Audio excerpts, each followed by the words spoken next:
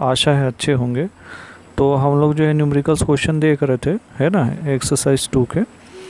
तो इसमें हमने कुछ क्वेश्चन देख लिए थे, कुछ तो डायरेक्ट बने हुए थे, तो उसका जो है आप सॉल्यूशन करके देखें। अब इसमें जो ये क्वेश्चन आपका दिया हुआ है ये थोड़ा बड़ा है, बट ये सॉल्यूबल है, ऐसा कोई बहुत ज़्यादा इसमें अलग से कंसेप्ट यूज़ नहीं है। तो आपको दिया हुआ है 2 tiny sphere carrying 1.5 microcoulomb charge and 2.5 microcoulomb charge are located 30 centimetre apart, है ना।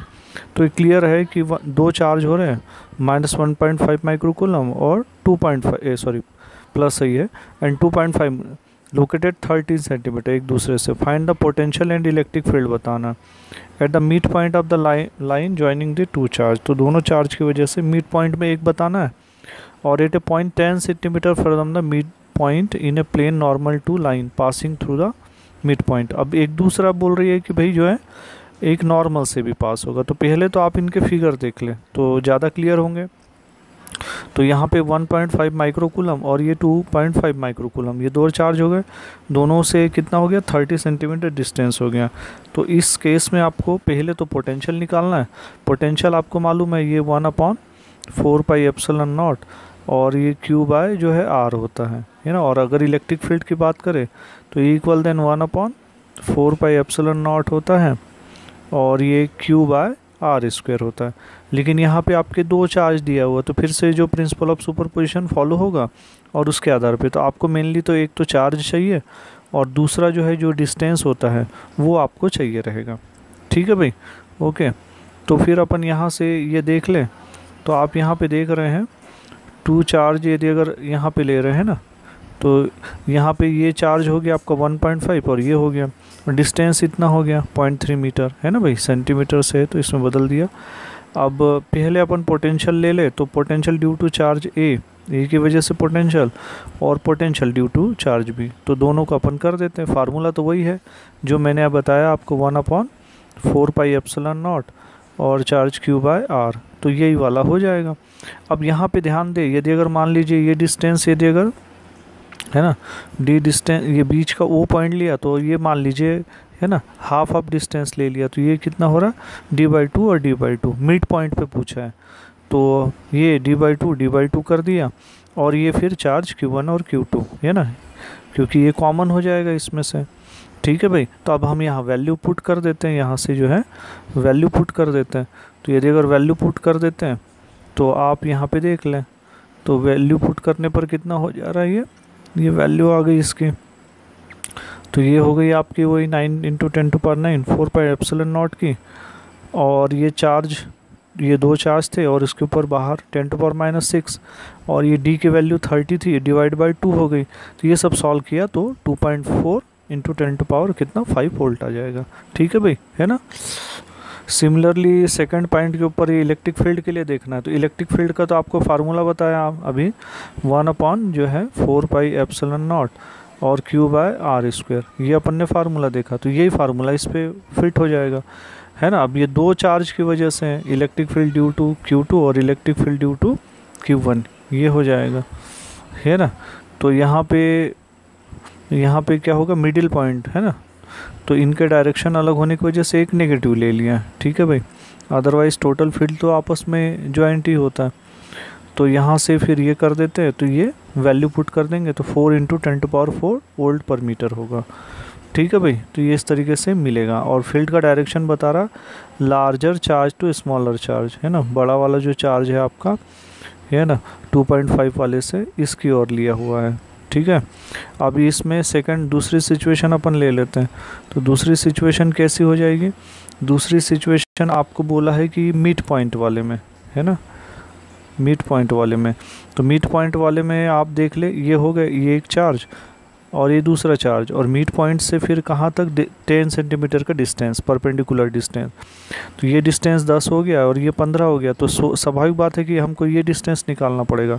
तो ये आ जाएगा 0.18 मीटर, है ना। तो 0.18 मीटर, चाहे इस तरफ से ले चाहे उस तरफ से ले, दोनों तरफ से उतना ही मिलेगा। ठीक है भाई, तो इसके बाद में जो है अपन, ये जो आपका 18 मीटर निकल गया, तो फिर से आपको फिर वही निकालना है पोटेंशियल। तो पोटेंशियल जो हमने यहाँ पे निकाल लिया, इलेक्ट्रिक पोटेंशियल है ना ड्यू टू ए और इलेक्ट्रिक ड्यू टू बी, दोनों को फिर ऐड कर देंगे अपन। तो यहाँ से ऐड कर देने पे है ना, यहाँ पे डिस्टेंस का मेन मतलब है ये आपका 18 था, बाकी तो सब सेम है, तो ये इतना आ जाएगा। सिमिलरली इलेक्ट्रिक फील्ड यदि अगर लेते हैं है ना क्यू, तो दोनों तरफ से दूरियां सेम हो रही है, तो दोनों तरफ से दूरियां सेम हो रही है, तो मान लीजिए इलेक्ट्रिक फील्ड हम वहाँ से एक दूरी लेके कर रहे हैं, तो ये इतना हो जाएगा, तो ई ए की वजह से इतना हो जाएगा। ठीक है भाई। तो अब ऐसे ही जो है हम जो है दूसरे वाले की वजह से लेते हैं, तो वहाँ से कितना हो जाएगा, ई बी की वजह से होगा, तो ई बी की वजह से 4πε0 बी जेड का स्क्वायर लेंगे, तो ये भी इतना, ये लेकिन चार्ज में फ़र्क आएगा भाई, है ना, चार्ज फ़र्क पड़ेगा, इस वजह से इतना होगा। अब ये वाला जो आपको मालूम है रिसॉल्विंग टू वेक्टर, यानी एक इलेक्ट्रिक फील्ड इंटेंसिटी E1 इधर मान ले, दूसरी मान लीजिए E2 इधर मानते हैं, है ना, तो रिजल्टेड इलेक्ट्रिक फील्ड इंटेंसिटी मान लीजिए E माना है, ये थीटा थीटा एंगल है, तो यहाँ पे क्या हो जाएगा, जो E इक्वल देन होता है E1 square plus E2 square और प्लस 2 है ना E1 E2 और कॉस थीटा। ये अपन ने इलेक्ट्रिक फील्ड फर्स्ट चैप्टर वाले में भी किया था, तो ये फार्मूला अपन लगा देते हैं।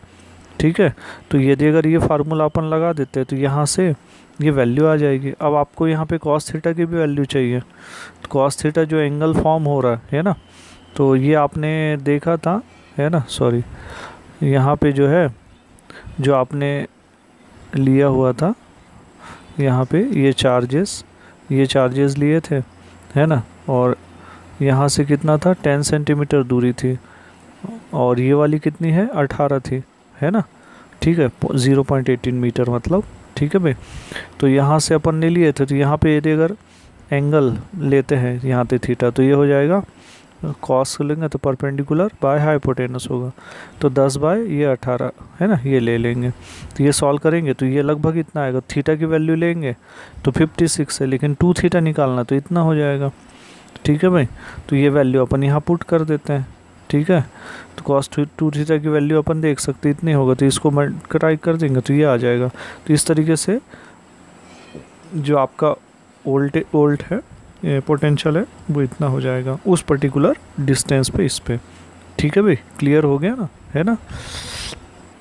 तो इसके बाद वाला क्वेश्चन आपका दिया हुआ spherical conducting shell of inner radius R1 है एंड आउटर रेडियस R2 है ना, हैज़ ए चार्ज Q। मान लीजिए उसको चार्ज जो है Q है, तो मान लीजिए एक जो है हम स्फेरिकल इस शेल इस तरीके का बनाते हैं, तो स्फेरिकल शेल का जो इनसाइड का रेडियस है R1 है, आउटसाइड का रेडियस मान लो R2 है।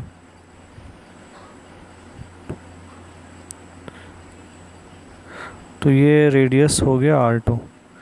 अब इस पे जो चार्ज है कह रहा है Q चार्ज है पहले से, है ना। ठीक है भाई, has a charge, radius R1 R2 हो गया, चार्ज Q है, ये चार्ज प्लस Q है ना, ये स्मॉल ये Q चार्ज यहाँ प्लेस किया गया centre of the shell. What is the surface charge density on the inner and outer surface. तो आपको बोल रहा है कि भाई जो इनर वाला, यानी ये जो इनर वाला दे रहा है ना, इनर वाले पे जो है कितना सरफेस चार्ज डेंसिटी होगी, और आउटर सरफेस वाले पे कितना होगा। ठीक है भाई, तो ये जो कंसेप्ट आपका मेन है कि भाई यहाँ पे जो है प्लस चार्ज है।